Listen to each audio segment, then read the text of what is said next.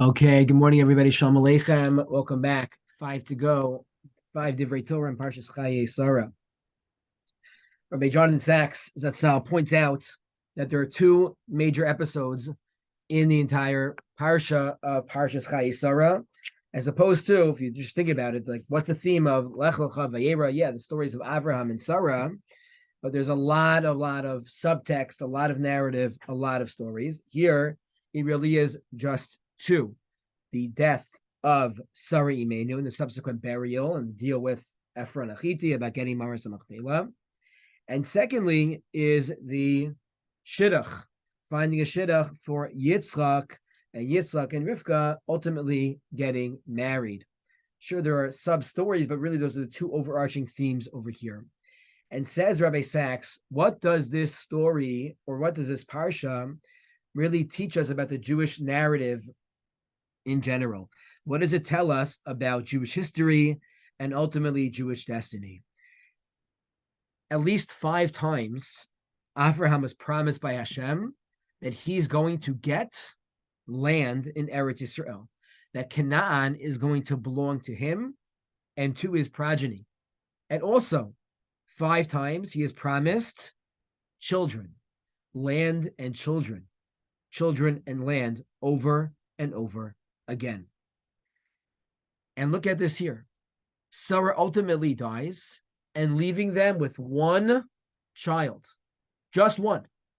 You would have thought if you received a promise from Hashem that you're going to have tons of children, that you wouldn't have been left bereft just with one. Yitzchak's a good guy, but you would have thought it would have been more.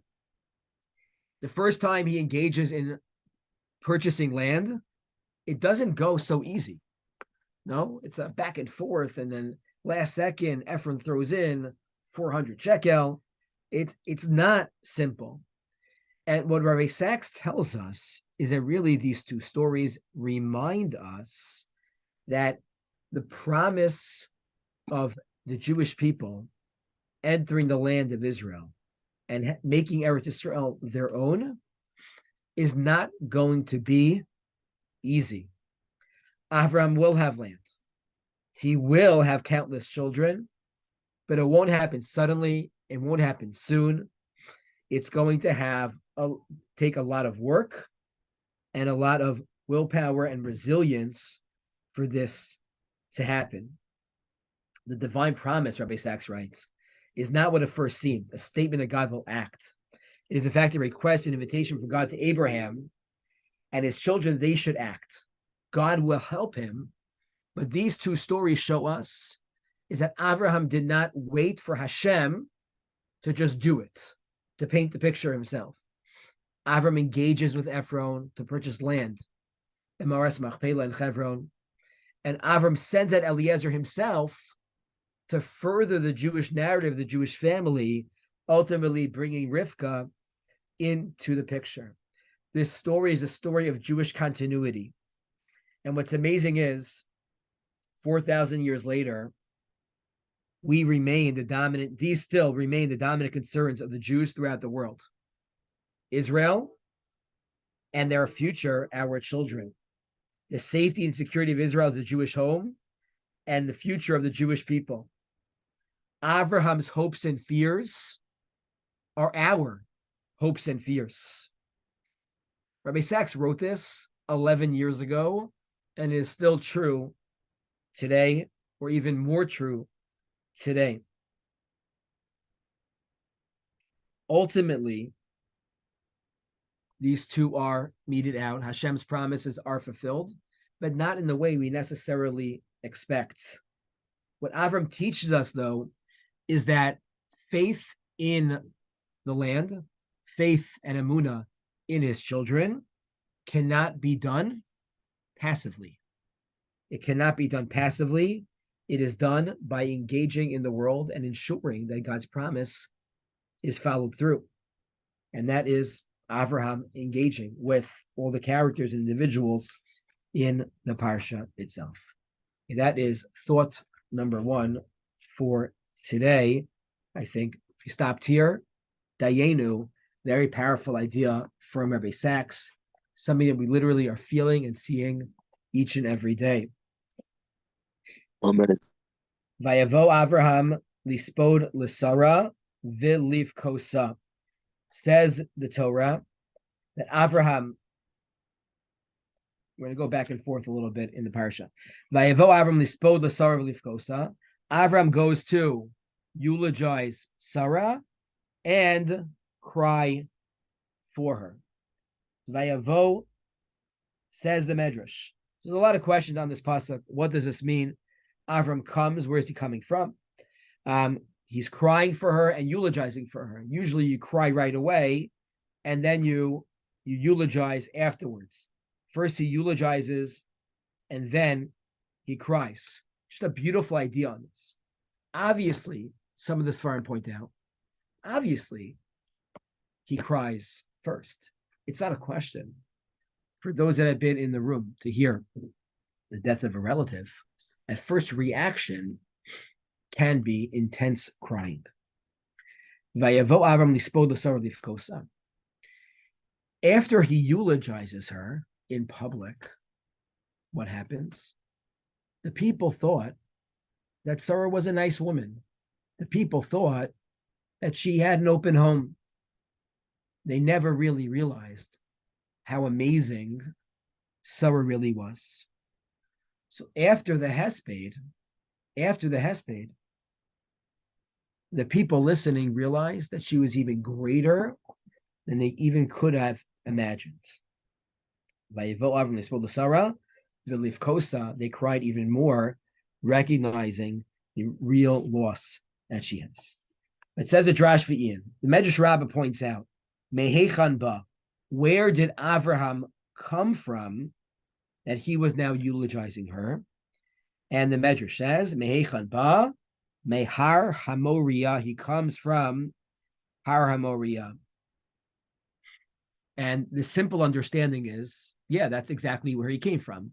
He was just at the Akedah, and he left the Akedah, and he's coming almost straight here once he finds out that news.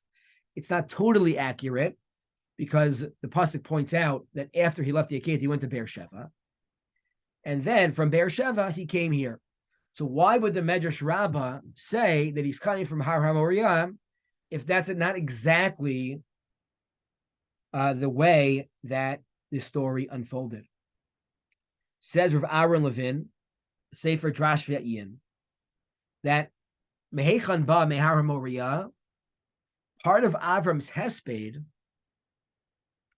was explaining to the people that Sarah raised a Yitzchak.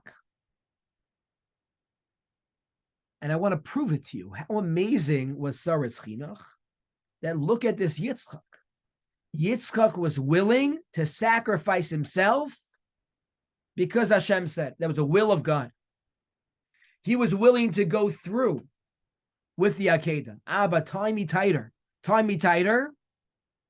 because he knew that's what Hashem wanted from him. Sarah raised such a Yitzchak. Mehechan ba ve'ivol Avram lispod l'Sarah livkosa. He didn't physically come from Beersheba. What is the Torah teaching us? That Avram's eulogy highlighted the amazing, masterful mother that Sarah was. One of the deep messages that we have in our story, in the narrative in Am Yisrael, what's happening now, right now in the war, is the thousands and thousands of mothers and wives, right, that have raised children that are sacrificing themselves for Am Yisrael, right? Mehechan ba, Mehar HaMoriah. Where do they get this strength from to be proud of their children, to even sleep a wink at night, to raise children that want to run into enemy territory for the sake of Am Yisrael?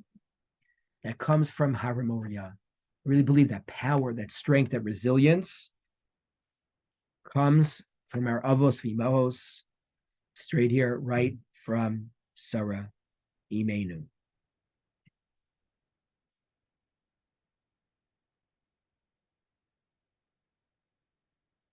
an additional point on this pasuk. Says Rashi, Nismecha mita Sarah la Akedas Yitzchak. Akedas Yitzchak is connected to the death of Sarah. Lefisha al yedei besoras Akeda shenizdami bina. Through the fact that Sarah heard about the idea that Yitzchak was going to be brought to the Akedah, l'shchita v'kimat shalon nishchat, that he was going to be shechted, he was going to be slaughtered, but in the end, it didn't happen. Parcha nishmasa mimena umesa. Her soul left her, and she died. This news, tremendously agonizing to Sarah Imenu, and because of that, she died. You can almost say that it was like a heart attack. We're very, very careful when we share news to people. If someone suddenly got sick or suddenly, lo aleinu, passes away, the halacha also dictates this, to be very, very careful how you share sudden and shocking news. Rabbi Menachem Gak, who's one of the Rabbanim, the RCBC Rav in Englewood and the head of OU Kashrus, quotes Rabbi Soloveitchik, who gives a deeper interpretation to what was Sarah so distraught over. What was Sarah so distraught over? So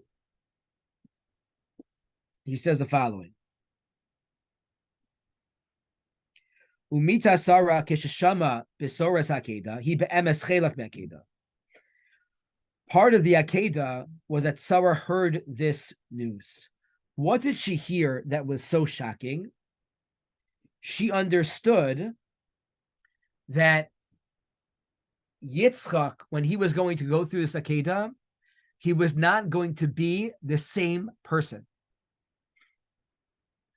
Rabbi Soloveitchik quotes sources that say that really in a certain way, Yitzchak was shechted. The Gemara Midrashim point out the afro shel Yitzchak, the ashes of Yitzchak are left on the Mizbeach, or left in that location, Har HaMoriah. Sure, he physically didn't die, but spiritually something changed. And Sarah understood that Yitzchak just going through this test, experiencing an Akedah in this way, meant that his life will be changed forever. He was not going to be the same son. There was going to be a new reality as a result of the Akedah. And that was so hard for Sarah to accept.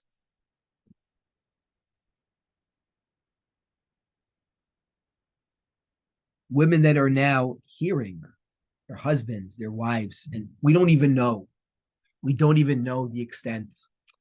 Don't even watch the news because it's not even accurate. No, we don't know the extent of what every individual is experiencing. And that is a mourning. There's a mourning part of that process. You can think in your own lives to moments that nobody died, everybody's okay, but moments that completely shaped your life forever, hopefully for the good, and sometimes, not for the good. And that was a mourning moment. And that's really what Sarah ultimately felt in this moment, and which ultimately led to her sudden death. Avram needs to buy a plot of land to bury Sarah, Maras Machpelah. Unfortunately, this year, I've been there for two Shabbosim. Parshat Chai Sarah in Hebron is an amazing experience. 40,000 Jews come from all over the world really, to Hebron, and they sleep on floors and in gyms.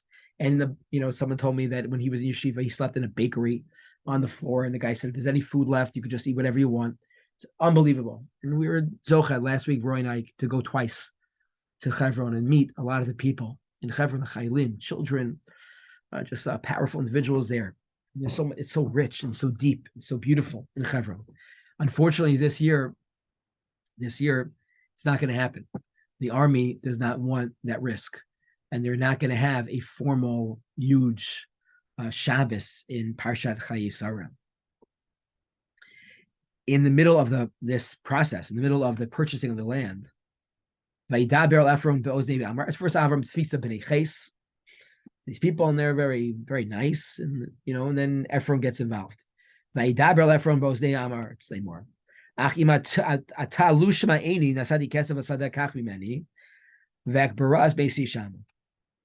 So, sorry, Avram speaks to Ephron and says to him, I want to give you money for this plot of land. And Ephron's like, no, it's okay, it's whatever, it's not a big deal. Onkelos here adds in the following. Onkelos adds in that Avram says to Ephron, not that I think it's a good idea, I want to pay you. He says to him, please do me a favor and allow me to pay you for the plot. You say no, and that's a favor on your side. Do me a favor and allow me to pay you the price of the ma'ara, price of the cave. So asks Rav Gamliel Rabinovich, the Gedolim in Eretz Yisrael today, he says, what? I don't understand. What's the big deal? Why does he need such a favor to pay? When I go to the store, I don't say, do me a favor and allow me to pay. So he says the following. He quotes a story from the Brisker Rav. The Brisker Rav had a son-in-law. He had a son that was getting married, and they were looking at halls, and they went to one hall. And when the hall owner realized who was there, he said, Brisker Rav wants to get married in my hall. It's free. It's free. So he said to him, do me a tova and allow me to pay. Afterwards, I don't know what happened in the end. Do me a tova and allow me to pay for the schus of having the wedding in this hall. They went back and forth. I don't know what happened in the end, but the people that were with the Brisker Rav said to him, what do you mean do me a tova? You can save a nice amount of shekels on your wedding. He said, listen, you're right. I could save a lot of money here, but I don't know what favor he's going to ask me for in the future. And then I may owe him a lot more than whatever the value of these shekels are. It's not going to be worth it to me in the long run. Says Avraham, if I don't pay Ephron now, I'm going to be forever indebted to him. And he's going to come to me and ask me for this favor and for that favor. And how can I ever say no to him? He just did me a huge tova. He gave me a plot to bury my daughter, my wife. So says Avraham, do me a favor and allow me to pay you, because, and that's what he had in the back of his mind. It's a very psychological and a vort that we can all relate to in terms of, receiving things, benefits, and, always weighing and thinking not in the short term, which may things might be very good, but very much in the long term for Klal Yisrael. I would be bereft if I didn't say the following idea, which is every year, it's just so amazing. The Medrash points out there's only 3 lands in Eretz Yisrael that we purchased. We don't need to purchase land in Israel. Hashem says the land is yours. First Rashi in Sefer Bereshis. Hashem created the world. Hashem could choose who to give the land to. Eretz Yisrael is ours. But it happens to be that there's 3 cities that we purchased. One is Marsach Pela, Hebron, right? Number 2 is, I don't know which, they're the 2 cities that we purchased in Tanakh.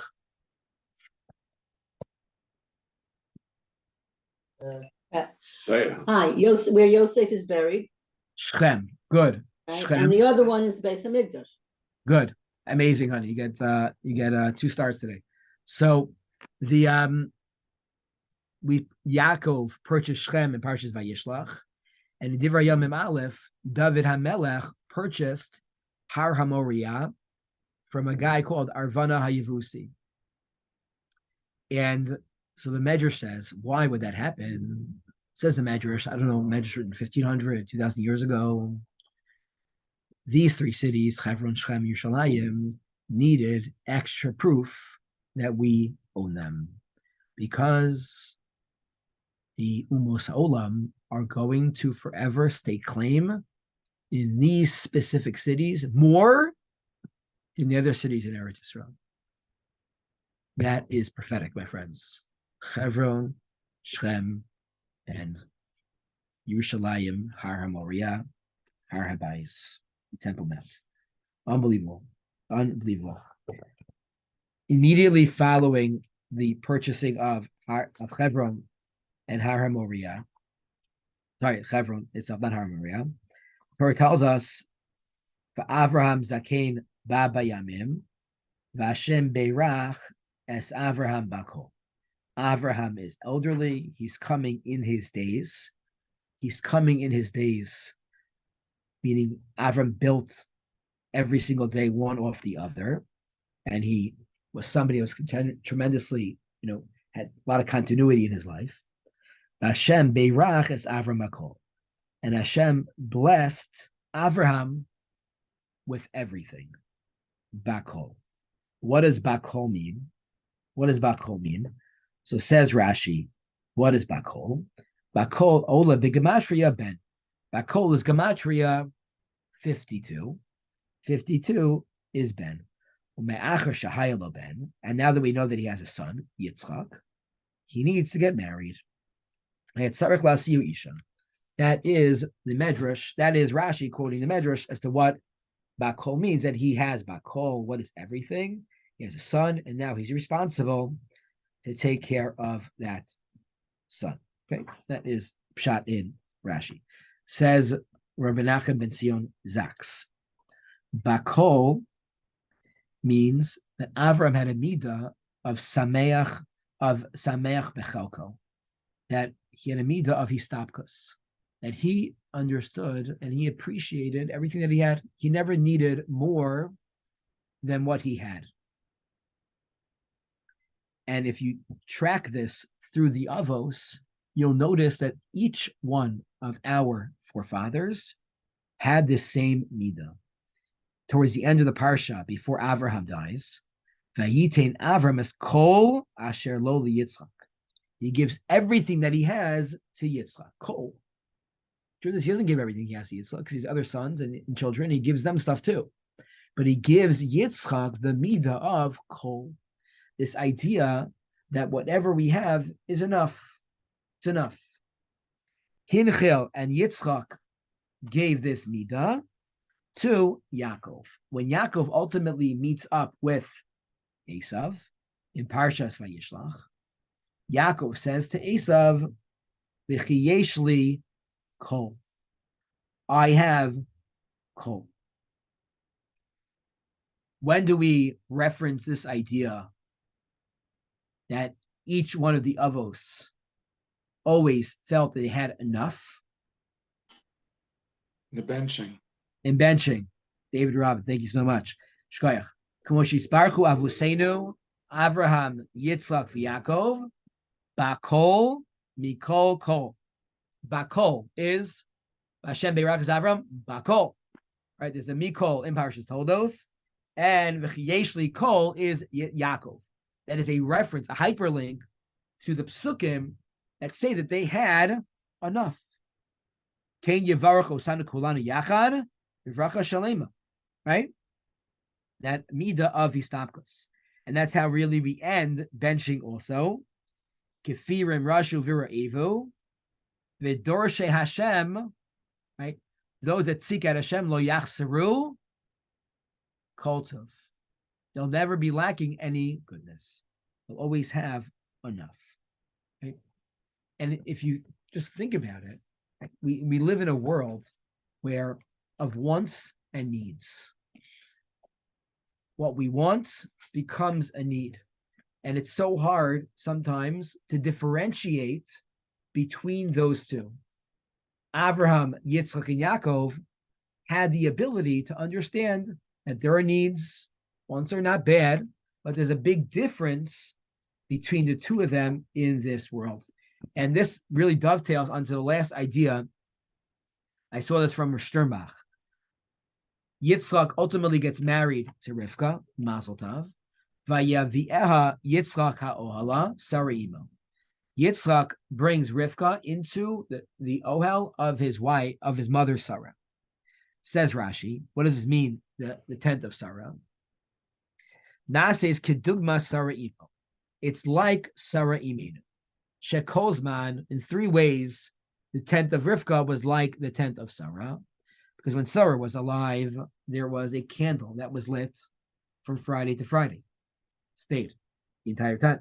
Number two, there was a bracha mitzuya beisa. There's always, the challah always tasted fresh. There's a bracha in the challah. Number three, there was an anan, there was a cloud that was always hovering over the tent. And when Sarah died, this stopped. And when Rivka came into the tent, all these three things were brought back. They were revived. So says Rav Sternbach, what do these three things represent? The candle, the challah, and the cloud. He says like this. The candle, the fire, represents simcha. By Yehudim, haisa ora v'simcha. That there was always light in the house. Light here means that it was light. It was happy. There was no cynicism or sarcasm. Things were positive. Maybe they joked around a little bit, just like Jay's doing right now. It's so beautiful. It was light. It's so important to have that simcha in the house. Number two was a bracha in the Isa. He says that there was an understanding in the home of what a need is and what a want is. They had an understanding of the values of needs versus wants. And number three, there was an anan kasher b'ohel, is that all of this was rooted in Torah. It was rooted in Kedusha. It wasn't just simcha for the sake of being happy. It wasn't just needs, wants. It was all rooted in Torah, in mitzvos, in real Torah values. And that's what Rivka brought to the table after Sarah passed away. So just to review, I said 5 thoughts today. Number one was the theme of the Parsha, the 2 stories in the Parsha of Avraham burying Sarah and Yitzchak and Rivka, was that ultimately the promises of Hashem are going to take a long time to happen, but our job is to take the initiative to help that narrative happen soon. We have to partner with Hashem. Number 2, the great chinuch of Sarah, that she had a child that was willing to go to the Akedah. We see that every single day today, the mothers that are sending their children off to the Akedah. Third, Rabbi Soloveitchik, she understood that Yitzchak was going to be a different person, a changed person as a result. That was very difficult for her to accept. Fourth, we saw the idea about Avraham saying, do me a favor and take the money. Sometimes it's better to pay for something than for you to owe somebody a favor, and how careful we need to be when it comes to accepting gifts. And number 5 is Bakol Mikol Kol, is the Avraham, the Mid of Avraham, that they had enough. And we see how that also played itself out in the tent of Sarah with the 3 things, the Anan, the Ner, and the Chala. And I wish everybody a wonderful Shabbos.